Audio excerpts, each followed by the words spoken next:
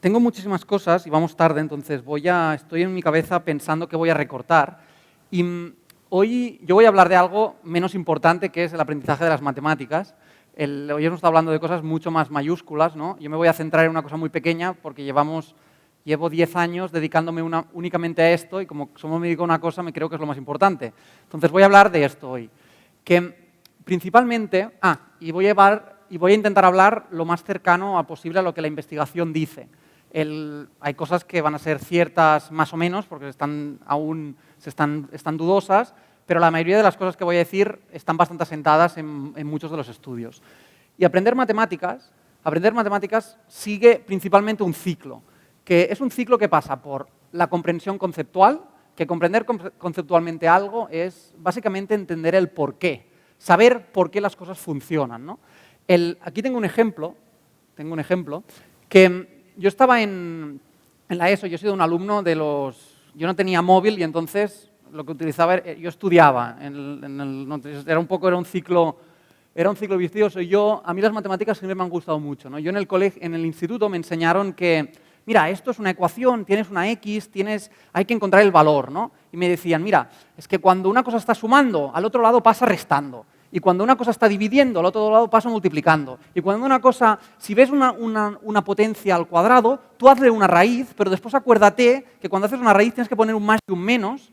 Y se iban acumulando unas normas, ¿no? Normas, que yo me las aprendía todas y después era una máquina haciendo ecuaciones.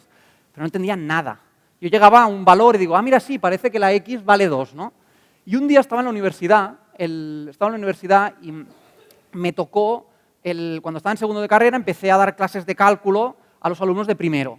Y había un material que estaba leyendo y en un sitio encontré una frase que ponía: la resolución de ecuaciones es simplemente una cosa, es mantener la igualdad. Y dije yo, ¿qué es esto? Y me dijo, mira, es que aquí tengo un menos 3, ¿no? Este 3 que me molesta porque yo quiero tener la X sola. Entonces, ¿qué pasa si para quitar este 3 me molesta, ¿no? Pues voy a quitar 3 a cada lado, ¿no? Quito 3 a este lado y quito 3 a este lado. ¿Y qué pasa aquí? Que estos dos 13 se me cancelan. Y llego al mismo sitio que era X 5 menos 3. Entonces, comprender conceptualmente es entender esto. Es entender que el está sumando pasa restando, realmente lo que estoy haciendo por dentro es mantener la igualdad. Y las matemáticas son un conjunto pequeño de ideas muy potentes. Y cuando las aprendemos así, que no es lo que tradicionalmente se ha hecho, tradicionalmente generalizando, porque históricamente se ha puesto más el foco en aprender procedimientos y hacerlos rápidos, que no en entender por qué los procedimientos funcionan, ¿no? Pero hay docentes que llevan décadas y décadas siendo muy conceptuales, ¿no? Entonces esto es generalización. Pero una vez yo sé cosas, nuestra memoria, sobre todo la memoria de trabajo, y ahora voy a hacer una simplificación de cómo funciona el cerebro, porque realmente lo sabemos aún más o menos. Una rama que sí que está muy evolucionada es la psicología cognitiva, que principalmente lo que estudia es cómo funciona la memoria, ¿no? Entonces, cuando hablamos de neurociencia educativa, nos estamos centrando en las sinapsis, en qué pasa en nuestro cerebro, que si una cosa conecta con otra, etcétera, etcétera. Esto queda un poco lejos, entonces es poco aplicable al aula. Lo que es aplicable al aula es algo que está más cerca de aquí, el aula está allí, yo estoy aquí en medio, que esto es la psicología cognitiva, y la psicología cognitiva básicamente estudia cómo funciona la memoria. Y la memoria funciona de una forma muy determinada, que es, tenemos una memoria que se llama la memoria de trabajo, que es la habilidad que nos permite manipular datos. Es cuando yo en mi cabeza he de hacer 26 más 47, y hago 6 y 7, 13, me llevo 10, no me llevo una, me llevo 10, 20 y 40 son 60, más 10, 73. Aquí ya estaba llegando mi límite. Esto ya estaba, me pones otra cifra más y yo ya no te lo hago mentalmente, ¿no? Esto es la memoria de trabajo, la que me permite manipular datos. Después está la memoria a largo plazo. La memoria a largo plazo es la que me permite acumular un montón de conocimientos, los recuerdos, todo. Y básicamente aprender son dos funciones. Es conseguir, me entran cosas por la cabeza, estímulos. De estos estímulos, la mayoría los ignoro, yo me volvería loco. Esa luz parpadea, yo me estoy centrando en vosotros y a explicaros algo, ¿no? Entonces mi cerebro me filtra prácticamente todo lo que está pasando. Y me deja solamente unas pequeñas cositas para que me centre atención. Y esto que está en atención me entra a la memoria de trabajo. Y si hago un esfuerzo, Si hago un esfuerzo, practico, que es muy importante, que es la fluidez, practico, esto deja huella en la memoria de trabajo, en la memoria a largo plazo. Fluidez es importantísimo. ¿Qué es ser fluido? Ser rápido, que salga como hacer una cosa que básicamente sale de forma automatizada. En matemáticas la fluidez es esencial, porque si yo cuando estaba haciendo la operación y decía 7 y 6, 13, yo aquí 7 y 6, 13 no he hecho nada. Imaginaros que tuviera que haber hecho 7, opa, vaya, va a ser esto un festival. Ah, y encima no se ve, y ahora está entendido. Toma ya. A ver, festival de... Ejecutando ajuste. ¿Qué está pasando ahora?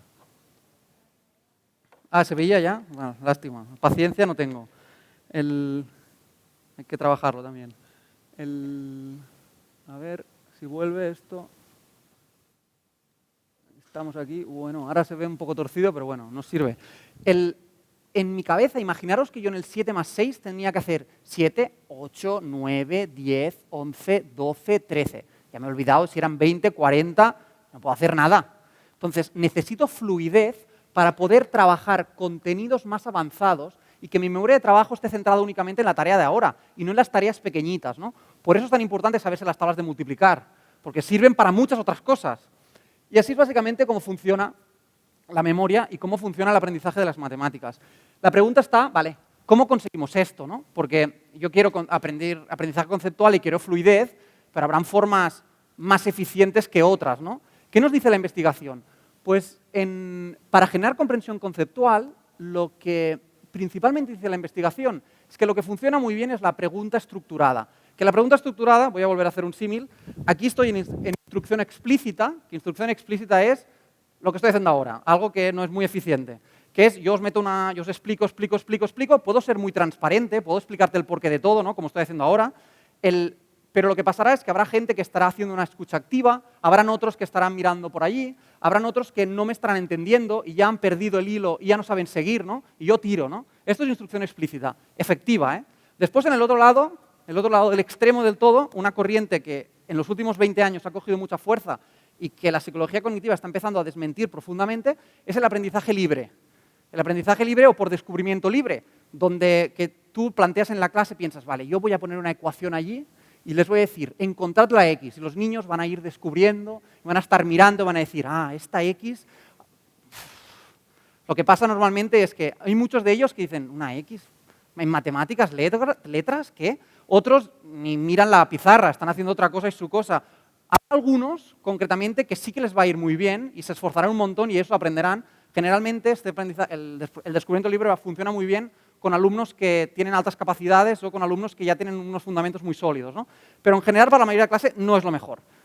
Lo que se muestra que sí que es lo mejor es un punto que está entre medio, como todo, ¿no? En educación siempre ni un lado ni el otro. Un punto entre medio, que es la pregunta estructurada, que lo lleva haciendo Sócrates desde los griegos. Que simplemente, imaginaros que yo ahora os quiero explicar lo que es un número par. Pues yo podría hacer, mira, los números pares son los números que acaban en 0, 2, 4, 6, 8. Se acabó la explicación, muy rápido. Yo he acabado súper rápido, ¿eh? Mira, me he tardado 15 segundos, no, 15 no, 3 segundos. Pero la mayoría de vosotros saldréis por la puerta y ya, que el 5 era par o no era par, ni idea. Ahora os hago una cosa diferente, yo os pongo un conjunto de números que es par y un conjunto de números que es impar. Y os digo, mira, este conjunto de aquí es par, este es impar. Y os hago una pregunta, ¿qué veis diferente?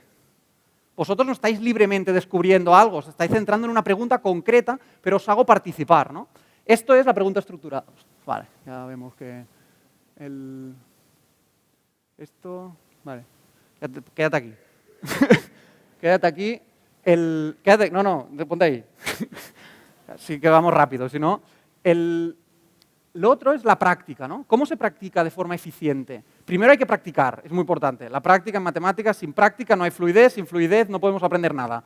Pero la práctica se puede hacer de formas diferentes. Tú puedes hacer, la mejor de todas, es practicar la evocación. Que la evocación es básicamente tomar cosas que tienes en la memoria a largo plazo. Si yo os digo, ¿cuál es la capital de Francia?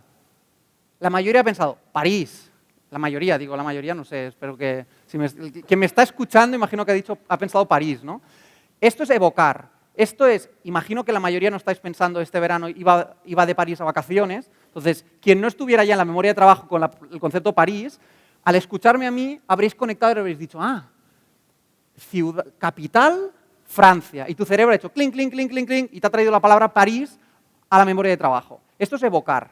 Y esto es extraordinariamente eficaz para aprender. Por eso, hacer exámenes es buenísimo para aprender. Una persona que hace un examen al día siguiente sabe mucho más que el día anterior de hacer el examen. Es un poco triste porque evaluamos lo que puso en el examen, no lo que sabe el día siguiente del examen. Por eso, los alumnos, además esto es algo que explicárselo a los alumnos es muy bueno, porque cuando lo que nos sienta bien es repasar. Esto es lo que nos sienta bien. Tú coges un libro y dices, me voy a volver a leer los apuntes, ¿no? Esto sienta bien porque ya te suena familiar y dices, claro, sí, las capitales de España son esta. Pero esto es muy poco eficiente, porque ¿cuántos de vosotros me podríais dibujar un billete de 5 euros precisamente, de forma precisa? ¿Cuántas veces habéis visto un billete? Ahora ya, esto ya está un poco antiguo, pero ¿cuántas veces habéis visto un billete de 5 euros, no? Muchas. La repetición no es sinónimo de retención. La retención pasa cuando te esfuerzas. Cuando tú intentas dibujar por primera vez un billete de 5 euros, dices, esto había un puente, ¿no? Ahora tenemos GPS y nadie sabe llegar a ningún sitio, ¿no? Por este mismo motivo. Esto sí que va a ser un desastre. ¿Ves? Ahora está pasando lo de la atención, ¿no? Que está pasando esto, entonces nadie me escucha a mí porque el cerebro filtra y dice, lo importante es lo que pasa allí que no funciona. Nosotros, sabiendo esto y cosas que hemos ido descubriendo, en 2017 empezamos. Voy a tener muchos ejemplos de Innovamat porque llevo 10 años allí, pero lo que digo sirve en general, fuera de Innovamat, dentro es irrelevante. Empezamos en el 2017 con 13 colegios de forma muy humilde y ahora trabajamos en unos 9 países con aproximadamente unos 3.000 colegios y unos casi 600, 700.000 alumnos. Y hemos aprendido muchas cosas durante ese recorrido. Primero que al principio nos pensábamos que tú tienes un programa de matemáticas, yo pensaba, claro, yo ingeniero que soy súper recto, esto todo tiene que ser en fórmulas, ¿no? Entonces si hacemos el programa de matemáticas mejor basado en educación, en investigación, conseguiremos resultados en matemáticas. Pues no, complicado. Porque nos dimos cuenta que por medio hay una cosa que se llama la implementación. Y entonces dijimos, claro, es que ya llevamos un par de años y tal, y la implementación, hay cosas, ¿no? Porque, claro, cada uno se lo adapta, ¿no? A la dosis, a veces lo haces 3 días, a veces esta semana no has practicado, pero después dices, pero es que, ¿cómo medimos los resultados de matemáticas? Los medimos a partir de un examen, ¿no? Y este examen tiene sus sesgos, ¿no? Algunos evalúan más una cosa, otros evalúan otra. Los alumnos, muchos de ellos, a veces tienen ansiedad y no son capaces de mostrar realmente lo que saben en un examen. Pero es que hay muchas más cosas, ¿no? Porque después dices, los currículums, ahora trabajamos en 9 países. Es muy diferente el currículum, sorprendentemente, el currículum de matemáticas de Estados Unidos y de España es bastante diferente. Hay un tema cultural con las fracciones, que están obsesionados ahí en las fracciones, pero hay decisiones que no tienen nada que ver con la investigación, que son culturales.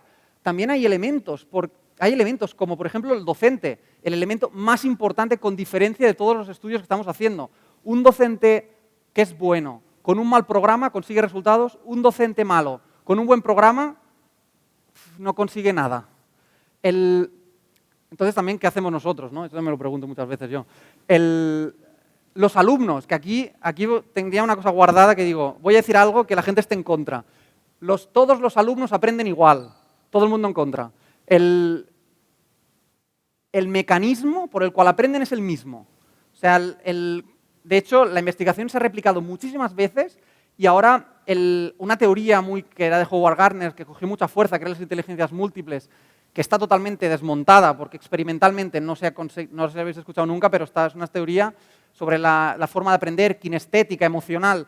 Está totalmente desmontada porque no hay ninguna forma empírica de probar que eso funciona. Lo que funciona es lo que os he dicho. Estos estímulos entran por los ojos, la mayoría los filtro, lo que tengo en la memoria de trabajo y trabajo con ellos, manipulo, pienso sobre ello, me genera huellas en la memoria a largo plazo y si me esfuerzo para recuperar estos elementos que están en la memoria a largo plazo, aprendo. ¿Qué pasa? Este proceso no todo el mundo lo hace al mismo ritmo. Hay alumnos que tienen una memoria de trabajo más amplia, hay alumnos que tienen menos memoria de trabajo, hay alumnos que tienen interés, y entonces este interés les lleva a esforzarse y a evocar. Hay alumnos que, sobre todo, tienen contextos diferentes. Entonces, si yo os pongo una lista de ciudades de la China, y os digo, os pongo 10 ciudades de la China, y os digo, mira, 15 segundos, decidme cuáles habían, os las escondo y decidme cuáles habían. Me contestaréis 2, y si os pido que me las escribáis con las Ks y las Hs, 1. Si os pongo una lista de ciudades europeas y hago lo mismo, me contestaréis 7 y 8. ¿Por qué? Porque ves París, otra vez voy a París, me gusta París. Ves París y dices, ya piensas en la Torre Eiffel, piensas en Francia, entonces para recordar después es muy fácil, ¿no? Entonces, lo que un alumno sabe a día de hoy le condiciona mucho para lo que puede aprender hoy. Esto sí que es muy importante y eso sí que hace diferentes a vuestros alumnos. Lo que saben determina lo que pueden aprender, porque el conocimiento se apila. Y esto se sigue complicando, porque ahora vienen las familias que están por ahí, venimos nosotros también, vienen las familias. Entonces, que nosotros de un modelo que al principio pensaba que era así, nos hemos dado cuenta que es algo más así, ¿no? El que desmotiva y motiva a la vez, porque resolver problemas difíciles nos dedicamos a enseñar mates, entonces esto nos gusta. Y lo que hicimos después de esto, de esta reflexión, es ir a mirar al mundo, ¿no? Y decir, ¿quién lo hace bien, ¿no? O sea, ¿qué libros de texto, materiales curriculares han conseguido de forma válida resultados en el mundo, ¿no? Y nos hemos dado cuenta que, primero, hay muy pocos. En España, de hecho, no hay prácticamente ninguno, no hay prácticamente ninguna editorial que haya hecho un buen estudio de investigación sobre sus productos, ni una, nosotros incluidos, ni una. En el mundo entero sí que hay algunas, por ejemplo, hay algunas. Lo que han visto es, lo que se ha visto, aquí tengo 2 estudios que hemos hecho nosotros, que sí que son nuestros y que están dentro de lo que sería esperable para un modelo curricular, que he dicho que no hemos hecho buenos estudios porque para que un estudio sea bueno tienen que cumplirse 3 cosas. Y los nuestros aún no cumplen las 3 cosas. La primera cosa es diferenciar entre, cuando queréis mirar estudios, si a alguien le apasiona, que esto es de friki, pero si a alguien le interesa esto, tienes que mirar 3 cosas. Primero, si el estudio infiere, si se puede inferir causalidad por lo que el estudio dice. Es muy diferente que infiera correlación que causalidad. Por ejemplo, en Estados Unidos, en California, en los años 80, se hizo un gran estudio y que mostró que había una relación directa entre los alumnos que estaban motivados y los alumnos que sacaban buenos resultados en matemáticas. ¿Y qué hizo el gobierno? Dijo, bueno, pues a motivar a los alumnos. Les puso fiestas, les hizo un montón de cosas en los colegios. El día del alumno, el día de la motivación, un montón de historias. Y después pasaron test para medir si los alumnos estaban motivados. Y se dieron cuenta, sí, están mucho más motivados. ¿Y qué pasó con los resultados? Nada. ¿Por qué? Porque lo que se dieron cuenta después es que lo que pasaba realmente es que los alumnos que sacaban buenos resultados en matemáticas eran los que estaban motivados, y no al revés, ¿no? Entonces esto es muy importante porque a veces se infiere que la correlación y la causalidad es lo mismo y no es lo mismo. Pero hay más cosas para medir un estudio si está bien hecho o no. La otra es que sea significativo. ¿Qué es significativo? Imaginaros que yo ahora vengo aquí a venderos la moto y os traigo una moneda y te digo, mira, yo tengo un serum mágico que yo le hago spray a esta moneda y consigo que la moneda salga cara muchas más veces que cruz. Y te digo, mira, te lo voy a demostrar. Tiro la moneda una vez, sale cara. Tiro la moneda 2 veces, sale cara. Y te digo, ¿ves? ¿Te lo crees? Hombre, pues no sé, ¿no? Hay un 25% de probabilidades que ha sido por azar. Entonces, esto es que sea significativo. Un estudio es significativo cuando es muy poco probable que se explique por azar, ¿sí? Y después falta que la medida de efecto sea importante. No es lo mismo que un crecepelos que funciona súper bien, súper significativo, por cada 10.000 pelos que tienes te hace crecer un pelo. Pues no lo quiero para nada, ¿no? Tienen que ser 3 cosas. Establecer causalidad, ser significativo y tener una medida de efecto importante. Y la medida de efecto es lo que mide esto. Esta ruedecilla de aquí mide la medida de efecto, que es la de Cohen o las desviaciones estándar. Y lo que dice aquí es que aproximadamente con un currículum brutal, lo que puedes esperar como mucho es, que ya es mucho, son 0,2 desviación estándar por año, que equivale más o menos, porque esto a unos 2-3 meses al año extra de aprendizaje por año trabajado. Por eso es bastante interesante, porque si puedes conseguir que un material en general te consiga avanzar un trimestre más por cada curso escolar, cuando acumulas muchos años sí que se nota un impacto. Después hay otra cosa, que aquí sí que tenemos un estudio del cual me siento orgulloso. Esto estamos haciendo cosas, ¿eh? Es muy complicado inferir causalidad porque el mero hecho de que los coles escogen Innovamat ya lo invalida, porque cuando escogéis el Innovamat ya sois un grupo de centros que está más motivado por cambiar las cosas, etcétera, etcétera, y esto invalida si el efecto sois vosotros o somos nosotros. ¿Me entendéis, no? Que esto es muy complicado. Pero donde sí que se puede hacer es con las intervenciones. ¿Qué es una intervención? Una intervención se acerca mucho más a un medicamento. Tú tienes un problema concreto y yo te voy a dar una dosis acotada en el tiempo para solucionar eso concretamente.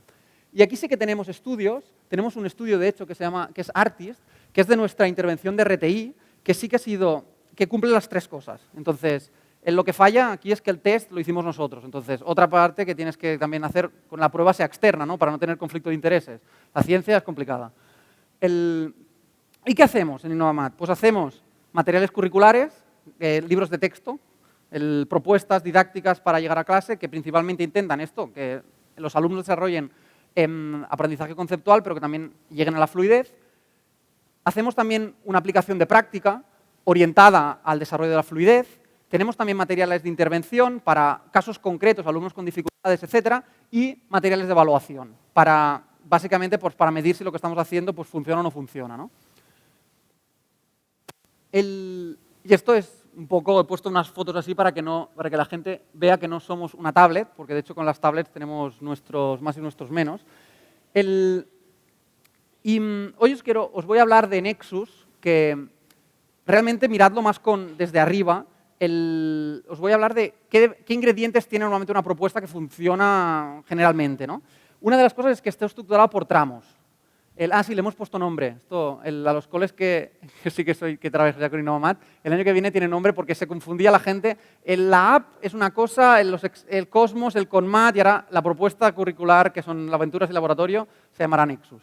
Y hemos puesto el que viene del latín y quiere decir razonar y conectar, que es una cosa que nos va mucho. Que esté estructurado por tramos. ¿Qué quiere decir? Pues estructurado por tramos, ¿por qué es importante? Porque es muy importante que el docente tenga claro que hay que aprender. Cuando el docente sabe lo que hay que aprender, los alumnos acostumbran a aprender cosas. Si el docente no lo sabe, que esto pasa, ¿no? A veces con una propuesta que es helicoidal como la nuestra, ¿no? A veces cuesta de saber, vale, qué viene, qué no viene, y estás un poco perdido, ¿no? Entonces, cuando se estructura por tramos con objetivos de aprendizaje acotados en el tiempo, mejora el aprendizaje. También pasa una cosa en matemáticas, que esto sí, que es que debe estar estructurado por tramos no quiere decir trabajar por unidades, en el sentido de que las unidades que cumplen una de las partes, que te fijan un objetivo, caen en un problema que es que no conectan tanto los contenidos. Entonces, tradicionalmente lo que ha pasado es que hemos hecho numeración y cálculo los primeros 6 o 9 temas del curso y después teníamos geometría y estadística un poco más al final, ¿no? Estadística no llega nunca, pero geometría sí que llega, ¿no? Hacer el cálculo de volúmenes y nos vamos ya al verano. Nosotros intentamos, y es recomendable hacer, que cuando, por ejemplo, estás trabajando el pensamiento multiplicativo, trabaja también el cálculo de áreas, ¿no? Y conecta estas dos áreas, ¿no? Esto es importante que pase. Y otra cosa que es muy importante es que haya evaluación. Y la evaluación, tanto la sumativa como la formativa, ¿no? Y ofrecemos ahora este año sacamos un recurso nuevo que es interesante, que trabaja, bueno, hay que evaluar todos los bloques de contenido, esto está claro, pero hemos sacado un recurso nuevo que es interesante porque esperamos que permita, ¿no? Ahora lo están probando primero en Estados Unidos, en España llegará este septiembre, que es básicamente una tabla en la que hay todos los errores que nosotros hemos pensado por los cuales un alumno puede fallar en una actividad y qué hacer en cada uno de esos casos, ¿no? Y para poder aprovechar algo que es muy importante, que es cuando te has matado a corregir un examen y lo devuelves.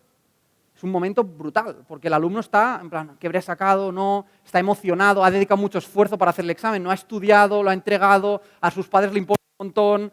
Es un momento de emoción. Entonces, aprovechar ese momento para decir, mira, nos juntamos en grupos y vamos a intentar hacer un poco de reflexión sobre qué hemos fallado y qué no, ¿no? Esto es evaluación formativa y lo que estamos intentando es generar algún recurso para que lo podáis hacer.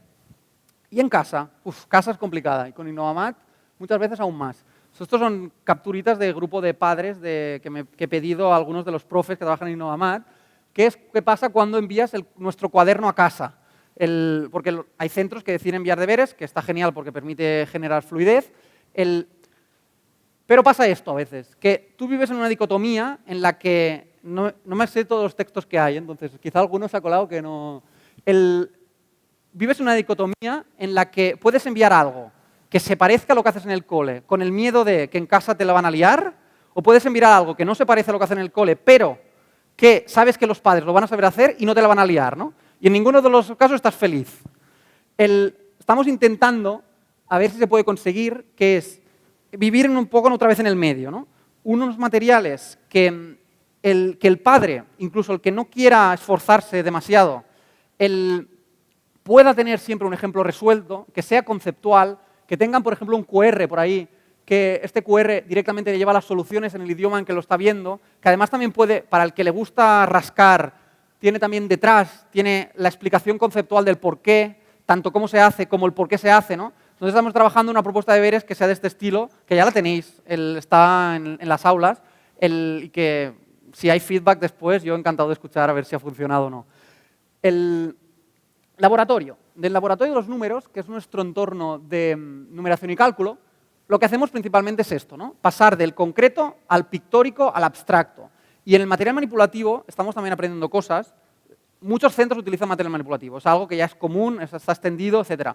Lo que nos estamos dando cuenta ahora es que a veces no es tan bueno el material manipulativo. Otra cosa de estas de controvertida, ¿eh? El material manipulativo, como más aburrido, mejor. En el sentido de que si quieres que unos alumnos aprendan a contar y puedes escoger entre darles unas fichas aburridas del mismo color o darles unos ositos de peluche para que cuenten, dales las fichas. ¿Por qué? Porque el osito de peluche se está dando, la ciencia está mostrando que el niño está más, qué bonito, cómo se aprieta, mira, tiene orejas, tiene pelo, y están todos pensando en cosas menos en extraer la numerosidad del conjunto, ¿no? Entonces, material manipulativo, sí, muy importante, pero aburrido. Y hay que moverse rápido al pictórico, que es esto aquí. Es cuando pasamos de tocar a representar lo que hemos tocado. Y esto hay que hacerlo muy rápido. No podemos vivir en el concreto. Hay que estar un día en el concreto y al día siguiente ya, como mínimo, están representando algo.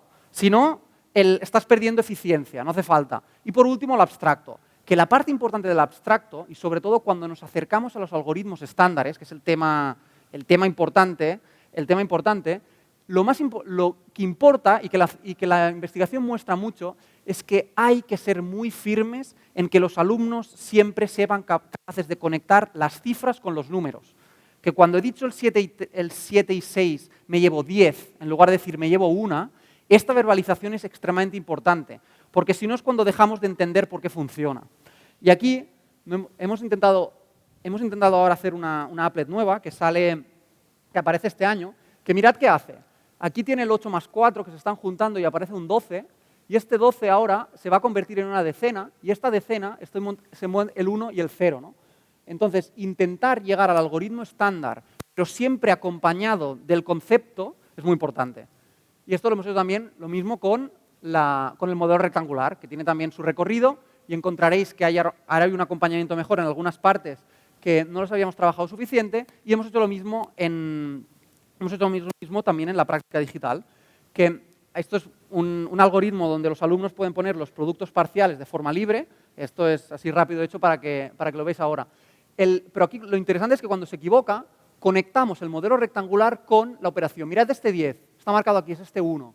Mirad este 200, es este 2 de aquí, ¿no? Siempre conectar el concepto de número con la cifra, ¿no? Esto es muy importante que cuando estéis trabajando matemáticas hagamos esto. Muy bien. Y más cosas interesantes. Ganar flexibilidad aritmética. ¿Qué es flexibilidad aritmética? Si os digo 1000 menos 1, no haríais el algoritmo estándar, ¿no? Es un engorro, es un engorro, ¿no? Flexibilidad aritmética significa saber escoger qué estrategia usar en función de la situación que tienes delante. Y lo mismo pasa también con la eficiencia. Que esto sí que es una cosa que es uno de los problemas de trabajar de forma conceptual, que es que los algoritmos conceptuales ocupan mucho espacio, porque están diseñados para ser transparentes, no para ser eficientes. Entonces, el algoritmo estándar es el que ocupa menos espacio de todos, porque viene de una época en la que era muy importante llegar al resultado y el papel era muy caro. Entonces tenías que ocupar muy poco espacio y llegar súper rápido. Aquí, esto no sé si os ha pasado alguna vez, ¿no? Que tenéis alumnos que se quedan, que para dividir, no se ve nada, pero bueno, para dividir 230 entre un 7, pon ahí, un 3, entre 3, aquí 233, y hace entre reparto 10, 10, 10, 10, 10, 10. Bueno, algún momento todos estos 10 se tienen que juntar en un 70, ¿no? Y esto hay que empujarlo, porque no pasa de forma natural. Hay que decir, pero ¿y no podrías hacerlo más rápido? ¿Y no hay formas, que no puedes hacerlo de forma más compacta? También os encontraréis este año que hemos añadido imágenes de cuadernos de tropecientos niños con ejercicios resueltos en cada una de las sesiones para que podáis fijar expectativas sobre qué pasa en cada momento, ¿no? Y en aventuras os encontraréis que hemos reducido también las ilustraciones, pero también os encontraréis un proyecto que os permite trabajar en situaciones contextualizadas, reales, todos los bloques de contenido. Y aventuras funciona, hemos añadido cosas, que hay momentos de construcción en gran grupo, pero también hay momentos de práctica individual, hay momentos también para la metacognición, para la autoevaluación, donde los alumnos deberán decir si saben o no saben. Hay momentos donde tendremos cierres, muy importantes los cierres. La clase empieza con unos objetivos y acaba con un cierre, ¿no? Y en el cierre debes vehicular qué quieres que pase. Una de las cosas puede ser tomar notas, ¿no? Y lo puedes hacer más estructuradamente o menos estructuradamente, en función de la madurez de los alumnos y del contenido que quieras. También hay elementos como, por ejemplo, tomar apuntes. Y una técnica que me gusta es presentárselo a los alumnos como estas notas son para el tú futuro olvidadizo. De aquí 3 meses, de aquí 2 semanas vas a tener que recordar qué hicimos en clase y no te vas a acordar. Entonces, apunta aquí para ti. Esto es para ti para que te acuerdes, ¿no? Una de las cosas que se hace interesantes es que estructuréis ejemplos resueltos. Esto es lo mejor, que los alumnos, sus apuntes, sean ejemplos resueltos, es lo que funciona mejor para recordar. Y los cierres, las puestas en común. Lo que pasa en un grupo, quizá un grupo ha habido un descubrimiento importante, la función del docente es coger esa información que está cautiva en ese grupo y llevarla al conocimiento general del colectivo, ¿no? Y esto se puede hacer de un montón de técnicas, que hay un montón. El tema punzante, llevo 33 minutos. Uf. Tema punzante. Tecnología, pues depende. Y tengo un framework que es el que usamos para determinar cuando hacemos tecnología nueva o no, que lo primero de todo es qué quiero mejorar. Entonces, quiero meter tecnología. Vale, ¿qué quiero mejorar? ¿No está claro? Descarta. Descarta o pruébalo analógicamente. Esto para empezar. Entonces, digamos, mira, lo que quiero hacer es mejorar, yo qué sé, quiero que los alumnos aprendan mejor las tablas de multiplicar. Llego a sexto y hay un montón de alumnos que no se las saben. Bueno, en este caso concreto, ¿hay algo que me aporta concretamente la tecnología que no puedo hacer mediante métodos analógicos? Si es que sí, podemos plantear. Si es que no, descarta, ves al analógico. Se pueden hacer muchas cosas analógicas. Puedes dar una ficha de multiplicaciones y cronometrar a los alumnos y que tengan ya para control del tiempo, ¿no? Hay un montón de cosas que se pueden hacer de forma analógica sin necesidad de dispositivos. Pero hay otras cosas que es muy difícil, ¿no? Por ejemplo, hacer práctica espaciada, ¿no? Esto es muy complicado de hacer de forma analógica. Es muy complicado también saber cada día saber qué tablas se saben y qué tablas no se saben. Tendrías que corregir tropecientas páginas de fichas, ¿no? Pero incluso hay otra barrera más, que es decir, vale, pero ¿puedo garantizar que haya un buen uso de esa tecnología? Porque la tecnología distrae mucho. Incluso hay estudios que ahora ya empiezan a mostrar, ahora hay estudios que aún causalmente no, se está empezando porque lleva muy poco tiempo, pero hay muchísimas correlaciones entre la ansiedad de los alumnos, la tecnología, muy orientada no a la tecnología educativa, sino muy orientada a las redes sociales, etcétera. Pero la tecnología lo que se ha mostrado, por ejemplo, es que únicamente por tener un ordenador apagado encima de la mesa, el alumno ya hay una parte de la atención que no te la va a dar a ti. Solamente esto, apagado encima de la mesa, ya no la va a dar a ti. Si tienes una aplicación que está encendida y que tiene acceso a Internet y el alumno es capaz de ir a Internet de forma libre, aunque no vaya en ningún momento de toda la clase, solamente por eso ya hay una parte de su atención que va a estar en la posibilidad de ir a Internet. Entonces, hay que ser muy cauteloso. Y como aún sabemos poco, hay que ser cauteloso.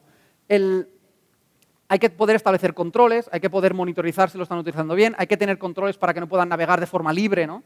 Y si todo esto lo tienes, incluso aún hay una cuestión más, que es ¿cuánto usas ya de tecnología? Porque en PISA, por ejemplo, en el 2022, que salió el informe de PISA, ¿no? Con los grandes resultados de las matemáticas, etc., una de las cosas que se mostraba es que había una correlación, otra vez, no una causalidad, una correlación entre uso de tecnología y resultados, que hasta 1 hora al día para fines académicos era positiva, era una correlación positiva, es decir, los alumnos que no usan ninguna tecnología en el mundo sacan malos resultados. También puede ser porque están en países muy pobres, que no tienen tecnología, ¿no? Correlación no es causalidad. Pero a partir de una hora, a partir de más de una hora al día, la hora era el pico, a una hora era el máximo de correlación entre resultados y rendimiento académico. A partir de una hora al día, empezaba a caer, hasta alumnos que dicen que tienen 6 horas al día en el acceso a dispositivos con Internet y los resultados eran los más bajos de todos. Entonces yo lo primero que diría es esto, ¿no? Porque si es que sí, si ya tienes más de una hora al día, lo que te diría es primero reformula, mira el resto de cosas, descarta algo antes de poner una cosa nueva, ¿no? Y si todo esto se cumple, entonces sí, entonces ahí usa tecnología. ¿Y en qué la usamos nosotros? Pues la usamos para ganar fluidez, principalmente con este tipo de applets que son para practicar y lo que permiten es básicamente pues permiten que cada alumno se les da un contenido adaptado a lo que saben, ¿no? Porque es muy importante darle cosas nuevas que estén en la zona de proximidad de lo que sabes, le das las cosas nuevas y también permiten dar feedback instantáneo.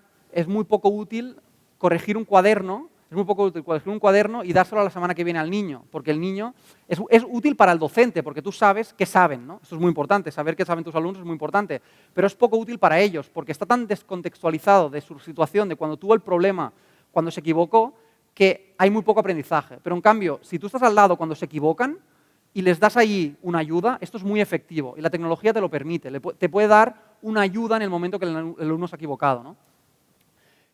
Después tienes informes, datos, ¿no? Te da datos estructurados que te permiten de forma rápida llegar a tener información.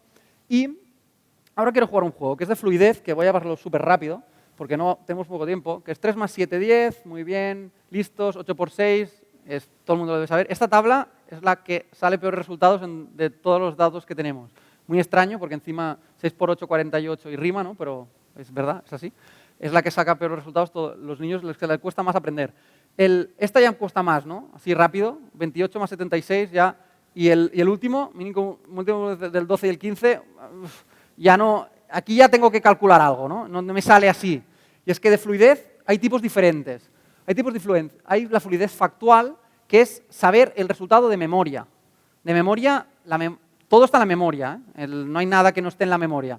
Pero saber de memoria quiere decir poder llegar al resultado sin ningún tipo de esfuerzo, de forma automática. 3 más 5, 8. Esto no he pensado, me ha salido, ¿no?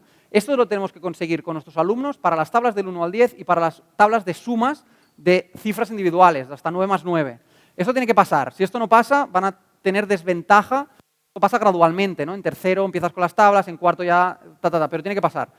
Pero después hay otras cosas que también deben ser ágiles, pero deben ser ágiles en el procedimiento y no tanto en el resultado, ¿no? No hay que saberse de memoria el mínimo común múltiplo de todos los números, pero hay que ser muy ágil en calcular mínimos común múltiplos cuando estoy haciendo cálculo de fracciones algebraicas, porque si no voy a tardar horas en resolver una ecuación, ¿no? Y esto sigue, y de aquí hemos desarrollado un software que es la piscina de fluidez y ataca principalmente a esto. Y ataca principalmente esto con ayudas, te da incentivos para que vayas rápido. Cuando te equivocas, por ejemplo, aquí le ha completado el 10, le ha hecho una estrategia de completación del 10. Es interesante también ir por muchos canales. Para la memoria funciona conectando. Entonces, si tú puedes ver la expresión escrita, pero además lo escuchas y además lo ves representado, estas 3 conexiones, cuando tú después quieres recuperarlo, el cerebro dice, tengo el sonido, te lo doy. Conecta y es capaz de recordar más fácilmente. Y lo último que pasa con esto es, que esto es muy interesante, que es la repetición espaciada, que es básicamente cómo funcionan los algoritmos para trabajar elementos que quieres recordar de memoria. Y tú a un alumno le preguntas la tabla le preguntas 3 por 5, y dice 15. Pues entonces tú ese momento sabes 100% que lo sabe, ¿no? Porque te lo ha dicho. Entonces pasa el tiempo y dices, uy, mañana ya tengo menos confianza, le voy a volver a preguntar. 3 por 5, 15. Pues vale, me lo vuelve a saber. Pero ¿qué pasa? Que cuando yo se lo he preguntado 2 veces, digo, bueno, tengo más confianza, que el alumno lo sabe, entonces tardaré más en preguntárselo, y más en preguntárselo, y más en preguntárselo, y más en preguntárselo. Hasta que llega un momento en el que si el alumno en mucho tiempo es capaz de responder de forma rápida, ese alumno tiene esa tabla automatizada, ¿no? Y esto lo puede hacer la tecnología y es muy difícil hacerlo manualmente, ¿no? Por eso también es muy útil. Aquí tenemos un montón de modelos. y aquí una cosa interesante es que nos puede dar incluso, por ejemplo, qué alumnos, mira, qué tablas se saben, qué tablas no se saben, en qué tablas están yendo demasiado lentos, etcétera, y es una información que tienes que se te va recogiendo, que es muy difícil tener sin esto. Paso ya, voy acabando. Intervención también está cambiando el framework de cómo, por ejemplo, la dislexia ha hecho avanzar mucho a cómo tratamos las dificultades de aprendizaje. Históricamente hacíamos esto, que es el alumno ya presenta dificultades mucho antes y estas se van ampliando hasta llegar a un punto en el que aquí hay fracaso. Aquí suspende o no pasa de curso o pasa algo, entonces le ponemos ayuda. Entonces este alumno empieza a reengancharse. Pero, claro, el agujero es tan grande que es muy complicado, ¿no? En dislexia, por ejemplo, lo que se está trabajando mucho ahora es en la detección precoz. Vamos a ver si el niño es disléxico antes de que veamos claramente que fracasa en todas las asignaturas porque no lee, ¿no? Y hacemos esto, que es detección temprana y intentar, desde muy pronto, intentar ayudar que el alumno vaya avanzando y se vaya reenganchando, ¿no? Esto es lo que hacemos en un material que se llama, en una propuesta que tenemos que se llama ARTIS. Programa de intervención temprana que se compone de 3 fases. Primero, Que lo voy a pasar, porque por tiempo, que básicamente es un programa que funciona muy bien, que es para la detección de alumnos que tienen posibilidad de discalculia y tiene un sistema de pre-post test que está en nuestra página web y está muy bien explicado. Y que es muy importante ir migrando las matemáticas también hacia ese modelo en el que vamos a hacer cosas preventivamente y no cuando el alumno ya ha fracasado. Y para cerrar, voy a enseñar dos cositas que tengo aquí preparadas, porque en mi charla ponía que era de AI y no he dicho nada de AI, entonces voy a poner algo de inteligencia artificial, que son dos proyectos. Todo lo que os he enseñado hasta ahora existe, ¿vale? Lo que enseño de ahora hasta el final es o humo o en construcción, para que quede claro. Inteligencia artificial, pues estamos intentando construir ahora estamos haciendo un proyecto con la Universidad Rovira i Virgili en el que estamos intentando ayudaros a planificar y ayudaros a actuar con información antes de tomar decisiones. Y nosotros tenemos unos tests que se llaman COMMAT, que lo que hacen es miden el conocimiento general, es como unas pruebas de competencias, y a partir de ese test que se tomará a inicio de curso, establecerás un plan, ¿no? Y el gestor te preguntará, esta es la plataforma de los docentes, ¿no? La plataforma que utilizan los maestros para ponerse las clases en InnovaMath, pero bueno, sí, no es relevante. Aquí te hará unas preguntas. Te pregunta, por ejemplo, ¿cuántas horas de matemáticas hace la semana? Voy a marcar que 4. Te hace una pregunta que decidimos siempre todos nosotros, que es a qué ritmo quieres avanzar.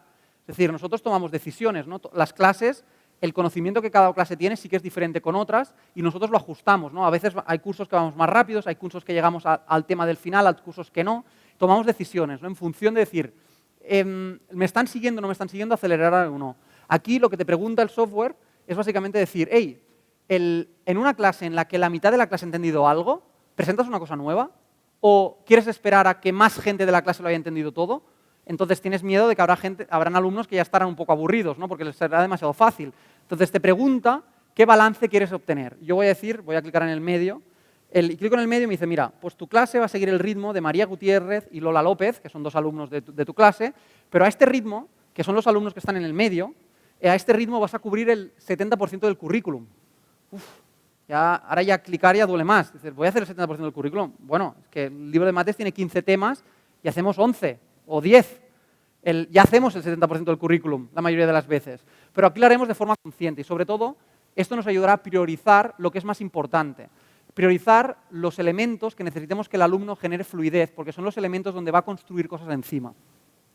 Y aquí el software sigue, te pide si tienes incluso más horas para hacer remediación con alumnos que tienen dificultades, te propone algunos de ellos, y la magia estará que esto lo estamos construyendo ahora, y ya tenemos los primeros modelos, parece que empieza a funcionar. La magia estará ahora lo que aparecerá, que es que a partir del resultado del inicio de curso, os hará una predicción para vuestra clase, según el plan, con los resultados que cree el software que los alumnos van a obtener al final del curso. Para que podáis ver, decir, mira, esto es la distribución de alumnos que tengo a este inicio de curso. La predicción, según haciendo 3-4 horas a la semana, yendo al ritmo del medio y añadiendo esta ayuda extra, mi predicción es que a final de curso estará así la clase, si cumplimos el plan. Y tú aquí podrás modificar, podrás decir, hey, ¿y si quiero ir más lento? Si quiero ir más lento, pues si quiero ir más lento, ¿qué pasa? Que los alumnos que estoy en rojo desaparecen, pero también me desaparecen alumnos que están en verde fuerte, ¿no? Entonces podrás decidir y establecer un plan objetivo sobre lo que quieres conseguir. Y aquí lo fijarás y lo que hará es adaptarte a la propuesta. Primero te dirá diciendo, hey, ¿vas al ritmo que toca o no? ¿Estás cumpliendo lo que dijiste o no? Pero después, por ejemplo, aquí te dirá, mira, he subido el desafío de esta sesión porque puedes, porque los alumnos lo están demostrando en la práctica. O aquí te he dicho esto, hazlo en 2 días, porque este concepto es complicado y he visto que no lo han acabado de pillar. Y te mostrará incluso dentro de las guías, siempre va a ser totalmente, son recomendaciones, el docente va a tener control absoluto, tendréis control absoluto en todo momento de lo que es lo original, ¿no? Sin ningún tipo de cambio o la recomendación, pero estamos trabajando en esto. Y ahora ya sí, la última cosa, estamos trabajando en este proyecto que es una evolución de la práctica digital, donde estamos intentando generar un tutor para los momentos de práctica de desarrollo de fluidez que entienda mucho mejor lo que el alumno está haciendo y que también pueda básicamente ser totalmente libre, ¿no? Esto es un proyecto que este septiembre empezará con algunas de las applets, la encontraréis en la aplicación, pero es un proyecto que nos ilusiona mucho y que creemos que tendrá impacto. Y ahora sí, muchas gracias. Tengo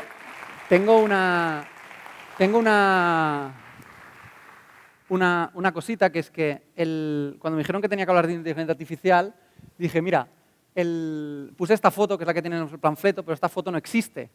Esta foto está hecha con inteligencia artificial, porque realmente la foto real es esta. Y la otra cosa que pasaba es que dije, mira, incluso se puede hacer otra cosa, que es que ya que se acaba y nos vamos todos, yo también me voy a ir. Y también está con inteligencia artificial. Ahora sí que ya está. Muchas gracias.